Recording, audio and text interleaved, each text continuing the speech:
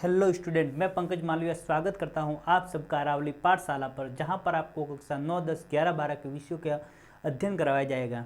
तो हम पढ़ रहे थे कक्षा 10 के विज्ञान विषय को, और वहां पर हमने अध्याय 3 का अध्ययन अपन को करना है। इससे पहले हम अध्याय नंबर 2, लेसन नंबर 1 और 2 को अपन ने पढ़ लिया था, और बायोलॉजी के जितने चैप्टर थे उनको भी पूरा कर लिया था।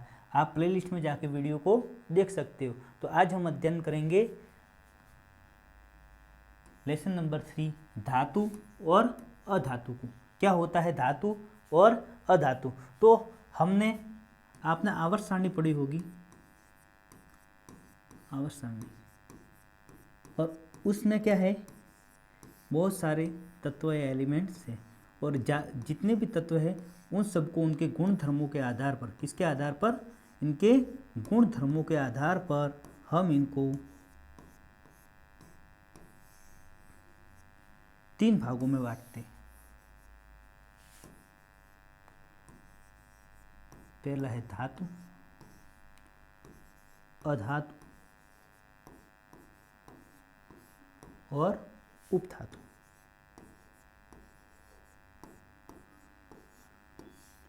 अब और ये गुणधर्म कौन से होंगे? भौतिक गुणधर्म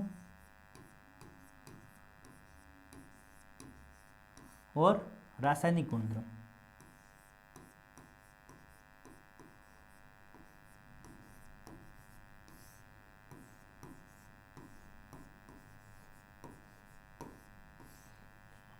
अब भौतिक गुणधर्म में क्या, जो अपन को बाहर से देखने पर ही पता चले कि कठोर है, ठीक है, तरल अवस्था में है, इसका रंग कैसा है, रूप कैसा है, आकार कैसा है, गलनांक कैसा है, घनत्व कैसा है, तो ये सारे किस में आ जाएंगे?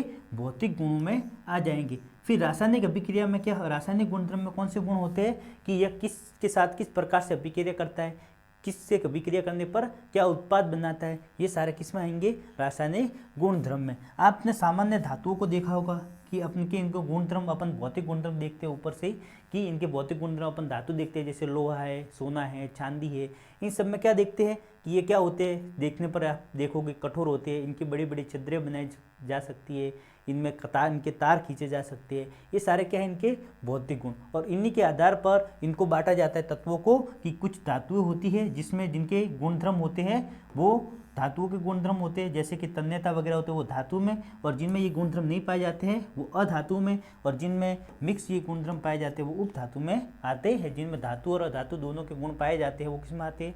उपधातु में। तो इस अध्याय में अपन को पढ़ना क्या है कि सबसे पहले तो धातु और अधातु, इनको ही अपन को मुख्य रूप से पढ़ना है, और इसमें क्या पढ़ना है? इनकी भौतिक गुणधर्म और रासायनिक गुणधर्म। सबसे पहले तो अपन को ये पढ़ना है, भौतिक और रासायनिक गुणधर्म, ये पढ़ेंगे। उसके बाद हम क्या पढ़ेंगे कि रासायनिक गुणधर्म में क्या पढ़ेंगे, किसके साथ, जल के साथ अभिक्रिया किस प्रकार से करता है, धातुओं के साथ अभिक्रिया किस प्रकार से करता है, अम्ल के साथ किस प्रकार से अभिक्रिया करता है, वो अपन को पढ़ना है। उसके बाद धातुओं को किस प्रकार से प्राप्त किया जाता है, धातुओं की प्राप्ति, इनको किस प्रकार से खनिज के रूप में प्राप्त किया जाता है, खनिज से कौन सी अयस्क किस प्रकार से प्राप्त किए जाते हैं, उसमें से पर्टिकुलर धातु किस प्रकार से निकाली जाती है, निकालने की विधियाँ कौन कौन सी होती है, ये सारा अध्ययन अपन को इस अध्याय में करना है। आपको मैं आवर्त सारणी दिखाता हूँ। ये क्या है? आवर्त सारणी। इस आवर्त सारणी में आप देखोगे कि इस साइड जो सारे तत्व है, ये लिथियम है, बेरिलियम है, सोडियम है, मैग्नीशियम है, इस साइड में क्या होते हैं? धातु। और इस साइड में ये सारे क्या है? अधातु। अधातु, ये गैस वगैरह सारी क्या है? अधातु। और ये जो है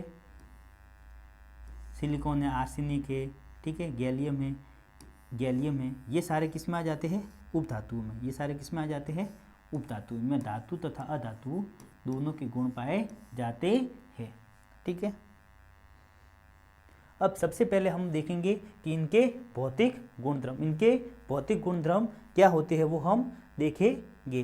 तो सबसे पहले है कि धात्विक चमक, धात्विक चमकीला कोई भी वस्तु, ये अपन को बाहर से देखने पर ही पता चल जाता है। तो धात्विक चमक होती है वो धात्विक चमक के आधार पर हम धातु और अधातुओं को किस प्रकार से अलग करते हैं कि धातु होती है वो उनकी सतह क्या होती है, चमकदार। हम देखेंगे कि सोना है, चांदी है, लोहा है, ये सारे क्या क्या होती है, चमकीली होती है। लेकिन जो अधातु होती है उनका गुण क्या होता है, ये चमकीली नहीं होती, चमकीले नहीं।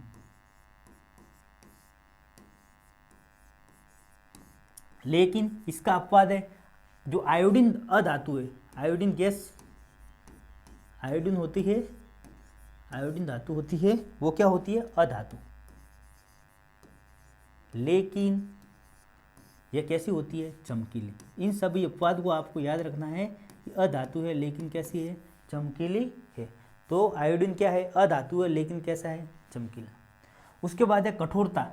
आप देखोगे जिनकी जितनी भी धातु है, जैसे लोहा है, सोना है, चांदी है, ये सारे कैसे होते हैं, कठोर होते हैं। तो धातुओं का गुण क्या है कि ये धातुएं सामान्यतः क्या होती है, कठोर होती है। कैसी होती है, कठोर होती है। लेकिन जो 3 धातु ऐसी है जो क्या होती है, धातु है लेकिन कैसी होती है, मुलायम, इनको चाकू से भी काट सकते हैं। सबसे पहला है सोडियम, उसके बाद है पोटेशियम और लिथियम। ये क्या है तो धातु, लेकिन कैसी है कि ये मुलायम होती है और इनको आसानी से अपन चाकू से भी काट सकते हैं। तो धातुएं सामान्य कठोर होती है, लेकिन लिथियम, सोडियम और पोटेशियम मुलायम होते हैं। कैसे होती है, मुलायम होते हैं और इन्हें चाकू से भी काटा जा सकता है। अधातुओं में क्या होगा कि वो अधिकतर कठोर नहीं होते हैं। लेकिन आप देखोगे कि कार्बन, कार्बन क्या है, अधातु, क्या है, अधातु है। लेकिन जो कार्बन का एक अपर रूप है जो क्या है, हीरा, वो क्या है, सबसे कठोर, प्रकृति में सबसे कठोर पदार्थ। ये धातु और अधातु में सबसे कठोर क्या है, हीरा, क्या है, हीरा। और ये क्या है, अधातु है। तो कठोरता में आपको क्या याद रखना है, इस जितनी सारी धातुएं होती है वो क्या होती है, कठोर होती है। लेकिन इसके अपवाद क्या है, सोडियम, पोटेशियम और लिथियम। और अधातु होती है वो क्या होती है, सामान्य इतनी कठोर नहीं होती है। लेकिन प्रकृति सबसे जो कठोर पदार्थ है हीरा, वो क्या है, वो अधातु ही है।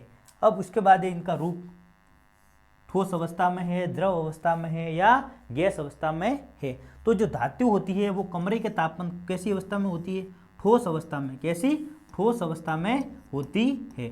और जो अधातु है वो भी क्या होती है, ठोस अवस्था में और गैसीय रूप में होती है। द्रव अवस्था में कोई नहीं होता है। लेकिन धातुओं में भी एक अपवाद है, कौन सा, कि धातु में अपवाद है मरकरी या पारा। आप डॉक्टर के पास जाते हो तब क्या होता है, थर्मामीटर वगैरह होता है। ये थर्मामीटर में क्या होता है कि ये अपवाद के रूप में होता है मरकरी। कौन सा, मरकरी, जो कमरे के तापमान पर कैसी अवस्था में होता है, द्रव अवस्था में पाया जाता है। उसी प्रकार अधातुओं में द्रव अवस्था में कौन पाई जाती है, ब्रोमीन। कौन पाई जाती है, ब्रोमीन। तो इनके रूप का धातु और अधातु में अपवाद क्या होगा,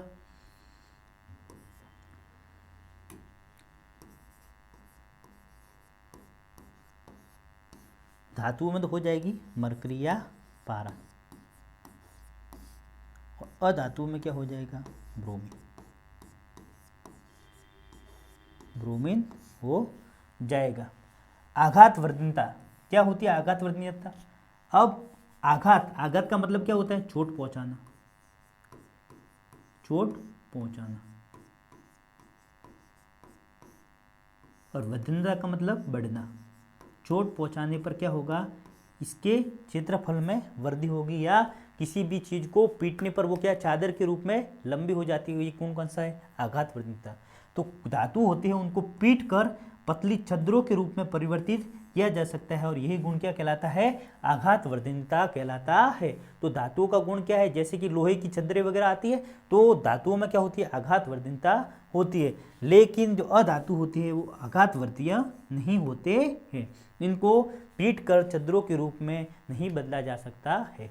तो अभी तक हमने कौन कौन से गुण दिए, सबसे पहले धात्विक चमक, ठीक है, उसके बाद कठोरता, उसके बाद इनका रूप और आघात वर्धनीयता। धात्विक चमक में क्या होती है, धातु चमकीली होती है। लेकिन अधातु भी में एक उदाहरण है अपवाद के रूप में, कौन, आयोडीन।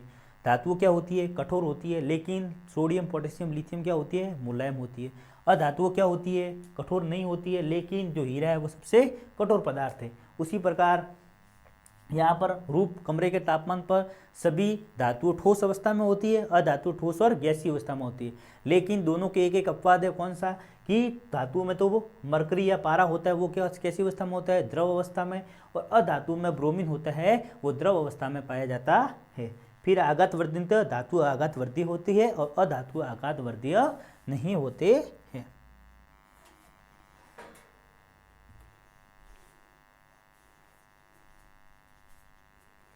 क्या है, तन्यता। धातुओं को क्या करना है, पतले तार के रूप में धातुओं को आप खींचकर पतला तार बना सकते हैं, यही इनका गुण क्या कहलाता है, तन्यता। आप जो सोना होता है उसका सबसे लंबा तार सोने का खींचा जा सकता है, तो धातुओं को पतले तार के रूप में खींचा जा सकता है, यही गुण इनका क्या कहलाता है, तन्यता कहलाता है। और अधातु है तो है उनको जो तन्य नहीं होती है और उनका तार नहीं खींचा जा सकता है।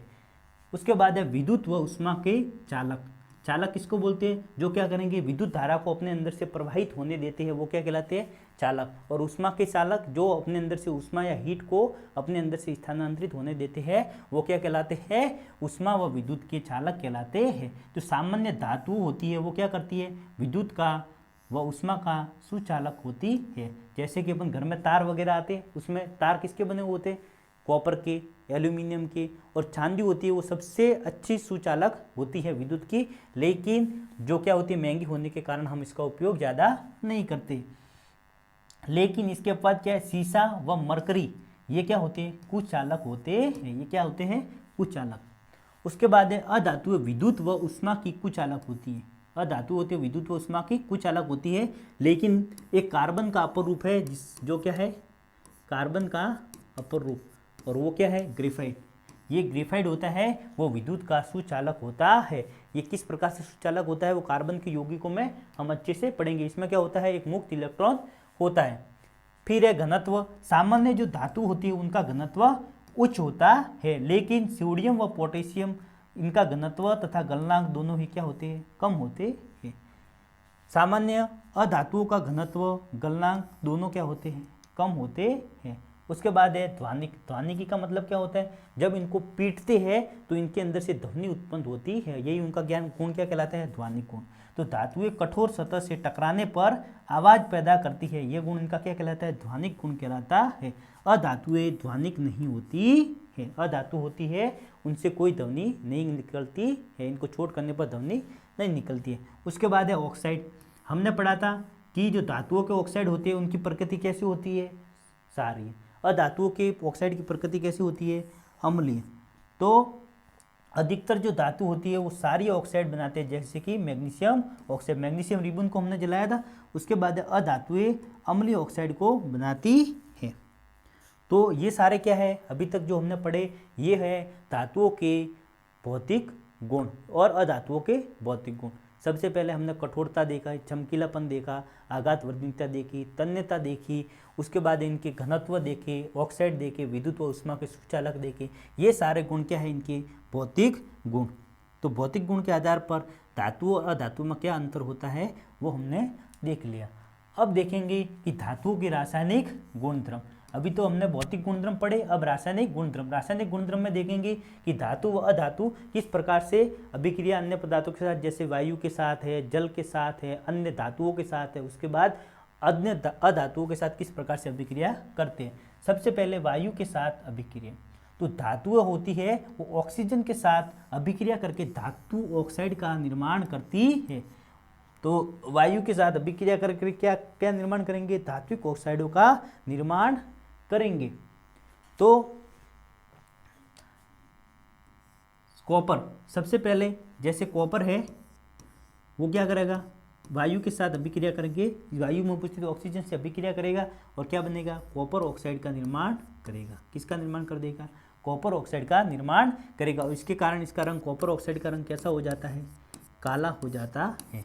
उसी प्रकार अन्य धातु एल्यूमिनियम ऑक्साइड का निर्माण करेगा। मैग्नीशियम है तो मैग्नीशियम ऑक्साइड, मैग्नीशियम रिबन को अपन जलाएंगे तो क्या होगा, ऑक्सीजन के साथ अभिक्रिया करके मैग्नीशियम ऑक्साइड का निर्माण किया था, जो अपने पहले पार्ट में देखा था। फिर धातु ऑक्सीजन के साथ अलग अलग तरह से अभिक्रियाएं दिखाती है। जो सारी धातु होती है वो अलग अलग तरीके से अभिक्रियाएं दिखाती है। हमने देखा था कि जो सोडियम और जो पोटेशियम धातु होती है वो क्या होती है, बहुत ही ज़्यादा क्रियाशील होती है। जैसे ही उनको वायु के संपर्क में रखा जाता है ये तुरंत वायु से अभिक्रिया करके जलने लगती है। इसीलिए क्या करते हैं, हम इसको केरोसिन के अंदर डुबो के रखते हैं। तो सोडियम व पोटेशियम वायु में आकस्मिक आग पकड़ लेते हैं, जिससे इन्हें रोकने के लिए हमें केरोसिन तेल में डुबो कर रखा जाता है। तो जो सोडियम व पोटेशियम होती है उनको खुला नहीं छोड़ते, बल्कि क्या करते हैं, इनको केरोसिन के तेल में डुबो कर रखा जाता है। क्यों डुबो के रखा जाता है? क्योंकि केरोसिन के तेल में रहेंगे तो ये वायु के संपर्क में नहीं आएंगे और आग नहीं पकड़ेंगे। एग्जाम में पूछे कि सोडियम व पोटेशियम को केरोसिन में डुबो के क्यों रखा जाता है, तो आप क्या उत्तर देंगे कि सोडियम व पोटेशियम बहुत ही क्रियाशील धातुएं है और ये वायु के साथ अभिक्रिया करके जलने लगती है। इस कारण इनको क्या किया जाता है, केरोसिन के तेल में डुबो कर रखा जाता है। उसके बाद है मैग्नीशियम, एल्यूमिनियम, जिंक तथा लेड वायु के साथ धीरे धीरे अभिक्रिया करते हैं तथा इन धातुओं पर ऑक्साइड की परत चढ़ जाती है। मैग्नीशियम है, मैग्नीशियम ऑक्साइड, मैग्नीशियम धातु, एल्यूमिनियम धातु, जिंक, इन पर क्या होता है, ऑक्साइड की परत चढ़ जाती है। लोहा वायु में गर्म करने पर प्रज्वलित नहीं होता। लोहे को अपन वायु में गर्म करेंगे तो ये जलता नहीं है, लेकिन ज्वाला में लोहे के चूर्ण डालने पर यह तेजी से जलने लगता है। कॉपर भी प्रज्वलित नहीं होता है, लेकिन इस पर काले रंग की कॉपर ऑक्साइड की परत चढ़ जाती है। कॉपर को अपने जलाया था, कॉपर प्लस ऑक्सीजन, तो क्या बना था, कॉपर ऑक्साइड। ये कॉपर ऑक्साइड क्या होता है कि कॉपर ऑक्साइड की कॉपर के ऊपर परत चढ़ जाती है, जिसके कारण ये काला हो जाता है। फिर है चांदी तथा सोना ऑक्सीजन के साथ अभिक्रिया नहीं करते हैं। क्यों नहीं करते? क्योंकि ये क्या है, अक्रिय धातु, मतलब कम क्रियाशील है। ये अपन आगे पढ़ेंगे किस प्रकार से इनकी सक्रियता श्रेणी, कौन अधिक क्रियाशील होता है, कौन कम होता है, वो अपन आगे पढ़ेंगे। फिर है उभयधर्मी ऑक्साइड। अब धातु और अधातु है, इनने वायु के साथ अभिक्रिया करके क्या बनाया, ऑक्साइड का निर्माण किया। अब उभयधर्मी ऑक्साइड वे धातु ऑक्साइड जो अम्ल तथा सार दोनों से अभिक्रिया कर लेते हैं, वो क्या कहलाते हैं, उभयधर्मी ऑक्साइड। जो कुछ ऑक्साइड होते हैं वो तो क्या सिर्फ अम्लों के साथ अभिक्रिया करते हैं, कुछ धातुओं के साथ अभिक्रिया करते हैं, सार के साथ अभिक्रिया करते हैं, और जो अम्ल और सार दोनों के साथ अभिक्रिया करते हैं वो उभयधर्मी ऑक्साइड कहलाते हैं। तो उभयधर्मी ऑक्साइड किसको बोलते हैं कि वे धात्विक ऑक्साइड जो अम्ल तथा सार दोनों के साथ अभिक्रिया करते हैं वो क्या कहलाते हैं, उभयधर्मी ऑक्साइड कहलाते हैं। जैसे कि एल्यूमिनियम ऑक्साइड HCl के साथ भी अभिक्रिया करके एल्यूमिनियम क्लोराइड का निर्माण करता है और H2S गैस बनाता है। उसी प्रकार यह सार NaOH के साथ अभिक्रिया करके सोडियम एल्यूमिनेट का निर्माण करता है और जल का निर्माण करता है। तो इस प्रकार से उभयधर्मी ऑक्साइड किसको बोलते हैं, जो अम्ल तथा सार दोनों के साथ अभिक्रिया करते हैं वो उभयधर्मी ऑक्साइड कहलाते हैं। अब है जल के साथ अभिक्रिया, किसकी, धातुओं की जल के साथ अभिक्रिया। जब धातु होती है वो जल के साथ अभिक्रिया करते हैं तो धातु ऑक्साइड व हाइड्रोजन गैस का निर्माण करते हैं। किसका निर्माण करेंगे, कौन सी गैस का, हाइड्रोजन गैस का निर्माण करते हैं। और धातु ऑक्साइड है वो भी जल के साथ अभिक्रिया करके धातु हाइड्रो ऑक्साइड का निर्माण करते हैं। अब सबसे पहले है मैग्नीशियम होता है, वो ठंडे जल के साथ नहीं बल्कि केवल गर्म जल के साथ ही अभिक्रिया करता है। फिर है सोडियम है, पोटेशियम है तथा कैल्शियम है, ये ठंडे जल के साथ बहुत ही ज़्यादा अभिक्रिया कर लेते हैं या जल्दी से अभिक्रिया करते हैं।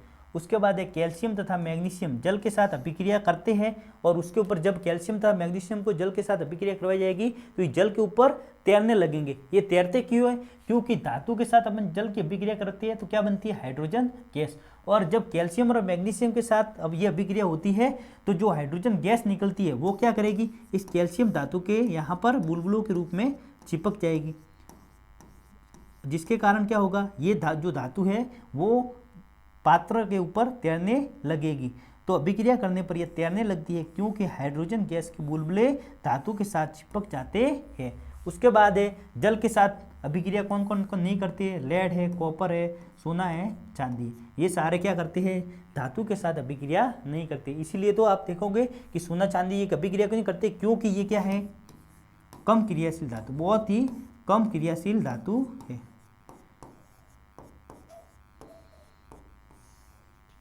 अब एल्यूमिनियम है, लोहा है और जिंक है, ये केवल भाप के साथ ही अभिक्रिया करते हैं। तो जल के साथ अभिक्रिया किस प्रकार से करते हैं ये आपको मैंने पूरे डायग्राम के माध्यम से शॉर्ट में बता दिया।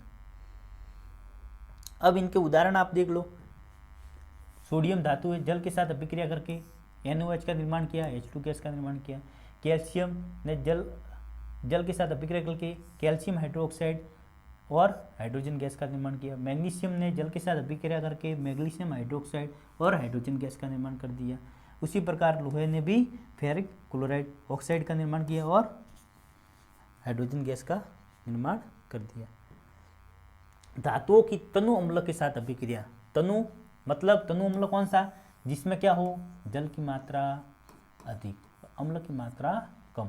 तो धातु होती है वो तनु अम्ल के साथ अभिक्रिया करके किसका निर्माण करेंगे, तो ये अभिक्रिया हमने कहाँ पर पढ़ी थी, अपने जो अम्ल सार लवण वाला पार्ट था उसमें भी हमने पढ़ी थी, जहाँ पर हमने क्या करवाई थी, जिंक की अभिक्रिया किससे करवाई थी, HCl से। किससे, HCl से। और क्या बना था साथ में, जिंक क्लोराइड लवण बना था और हाइड्रोजन गैस मुक्त हुई थी। तो धातुओं की तनु अम्ल के साथ अभिक्रिया कराने पर लवण बनता है और हाइड्रोजन गैस मुक्त होती है। तो सबसे पहले लोहे की अभिक्रिया करवाई HCl के साथ, फेरिक क्लोराइड का निर्माण किया और H2 गैस। मैग्नीशियम, इसी प्रकार मैग्नीशियम से मैग्नीशियम क्लोराइड का निर्माण किया, H2 गैस। जिंक से अभिक्रिया की, जिंक क्लोराइड का निर्माण हुआ और H2 गैस का निर्माण हो गया। फिर एक कॉपर, ठीक है, Hg पारा और सोना, ये तनु अम्लों के साथ अभिक्रिया नहीं करते हैं, ये तनु अम्लों के साथ अभिक्रिया नहीं करते ये, लेकिन ये सांद्र अम्ल के साथ अभिक्रिया कर सकते हैं। तो धातु और अम्ल के साथ किस प्रकार से अभिक्रिया होती है वो आपको याद रखना है कि जब धातुएं होती है वो अम्ल के साथ अभिक्रिया करती है तो लवण बनाती है और साथ में हाइड्रोजन गैस को मुक्त करती है। कॉपर है, ठीक है, और मरकरी और सोना, चांदी, ये सारे क्या करते हैं, तनु अम्लों के साथ अभिक्रिया नहीं करते हैं। अब है धातुओं की अन्य धातु लवणों के साथ अभिक्रिया। अब हमने क्या क्या पढ़ा, सबसे पहले धातु की जल के साथ अभिक्रिया पढ़ी, जो धातु है उसके अम्ल के साथ अभिक्रिया पढ़ी। अब धातु की अन्य धातुओं के साथ अभिक्रिया, तो आपने एक पढ़ा होगा विस्थापन अभिक्रिया। हमने क्या पढ़ा था, विस्थापन अभिक्रिया पढ़ा था। उसमें क्या था कि एक जो कम क्रियाशील धातु था, कम क्रियाशील धातु या तत्व था,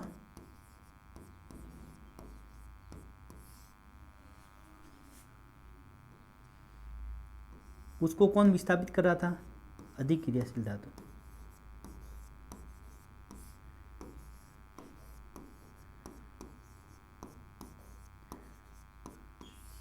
वो क्या कर रहा था, उसको विस्थापित कर रहा था। तो क्रियाशीलता क्या है कि वो कितनी जल्दी से उसके साथ रिएक्ट कर रहा है। जिसकी क्रियाशीलता ज़्यादा होगी वो क्या करेगा, कम क्रियाशील को विस्थापित करेगा और उसकी जगह पर ले लेगा, तो अधिक अभिक्रियाशील धातुएं अपने से कम क्रियाशील धातुओं को उनके यौगिकों के विलयन से विस्थापित करती है और यह धातुओं की सक्रियता श्रेणी पर आधारित होता है। अब सक्रियता श्रेणी क्या होता है कि एक ये इस प्रकार से अपन क्या क्रम वाइज हम इस प्रकार से रखेंगे कि जो ज़्यादा रिएक्टिव है, जो ज़्यादा अभिक्रियाशील है उसको ऊपर की तरफ और जो फिर इससे कम है उसको नीचे की तरफ इस प्रकार से रखेंगे। और सबसे पहले बड़े को, फिर उसके बाद छोटे को रखने को कौन सा क्रम बोलते हैं, अवरोही क्रम। गणित में अवरोही नाम, ये देखो नाम बड़ा है अवरोही और आरोही, दो क्रम होते। तो अवरोही का नाम बड़ा है तो आप ऐसे रख सकते हो, जो ज़्यादा या बड़ा रिएक्टिव होगा उसको हम ऊपर की तरफ रखेंगे। तो सक्रियता श्रेणी क्या होती है कि यह वह सूची है जिसमें धातुओं को उनकी क्रियाशीलता के क्रम के आधार पर हम क्या करेंगे, उनको अवरोही क्रम में व्यवस्थित करते हैं। वह क्या कहलाते, सक्रियता श्रेणी। अब ये देखो, ये क्या है, सक्रियता श्रेणी है। सबसे ज़्यादा अभिक्रियाशील तत्व कौन सा है, ये पोटेशियम, फिर है सोडियम, फिर कैल्शियम, फिर मैग्नीशियम, फिर एल्यूमिनियम, जिंक और फेरस, लेड और जिंक दो बार आ गया, ये कट जाएगा, ठीक है यहाँ तक। उसके बाद आ गया हाइड्रोजन और सबसे कम अभिक्रियाशील है कॉपर है, Hg है, ठीक है, और ओरम है। ये सारे क्या है, ये सबसे कम अभिक्रियाशील तत्व है। अब धातुओं के साथ अभिक्रिया होगी तो क्या होगा कि अधिक क्रियाशील धातु होगा, वो कम क्रियाशील धातु को विस्थापित कर देगा। अब अधातुओं के साथ अभिक्रिया किस प्रकार से होगी, तो जो धातु होती है,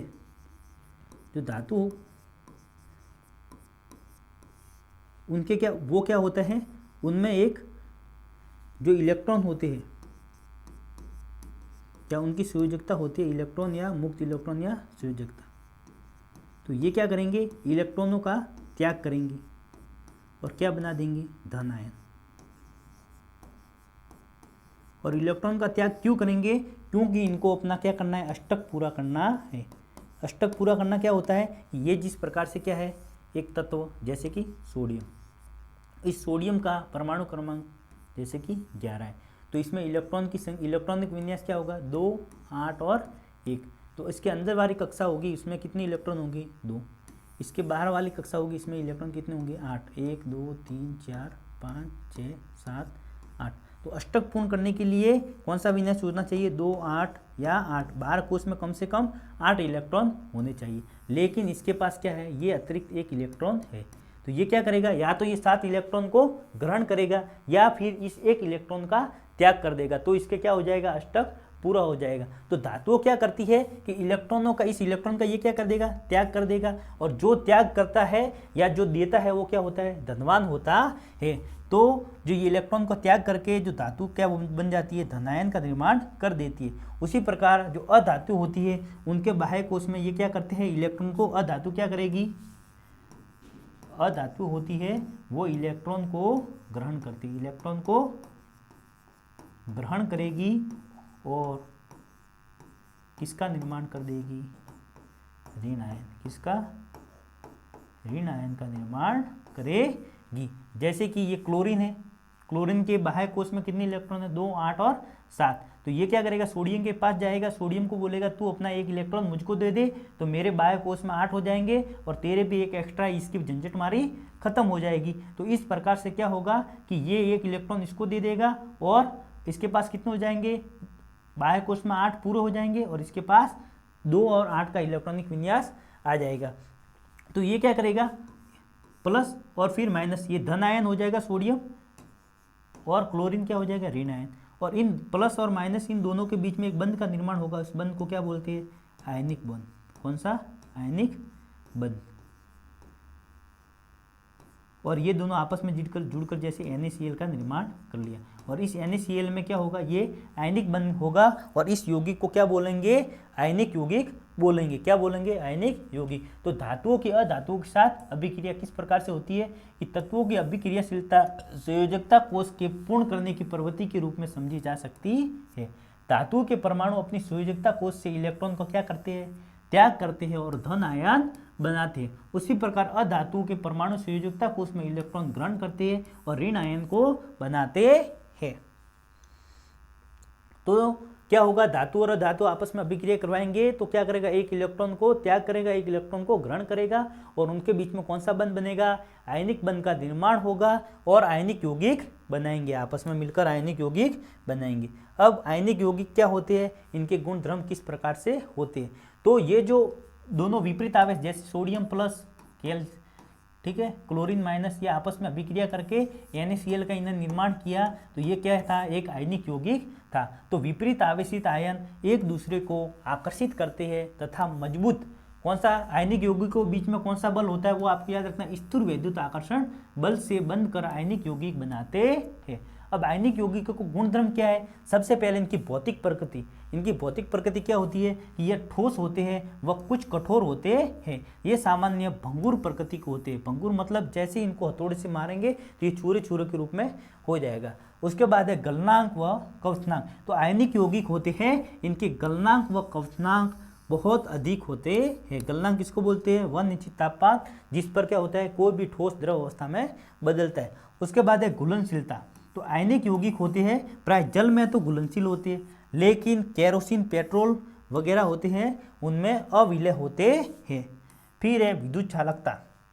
आयनिक यौगिक होते हैं वो जलीय विलयन में तो क्या होते हैं, जलीय विलयन में तो या गलित रूप में विद्युत के चालक होते हैं, विद्युत के चालक होते हैं, विद्युत का चालन करते हैं, लेकिन ठोस अवस्था में विद्युत का चालन नहीं करते। क्यों, क्योंकि जलीय अवस्था में इनकी आयन कैसे होती है, मुक्त अवस्था में होते हैं। इन आयनों के माध्यम से क्या होगा, विद्युत का स्थानांतरण करेंगे या विद्युत का चालन करेंगे, जबकि ठोस अवस्था में आयन मुक्त अवस्था में नहीं होते हैं।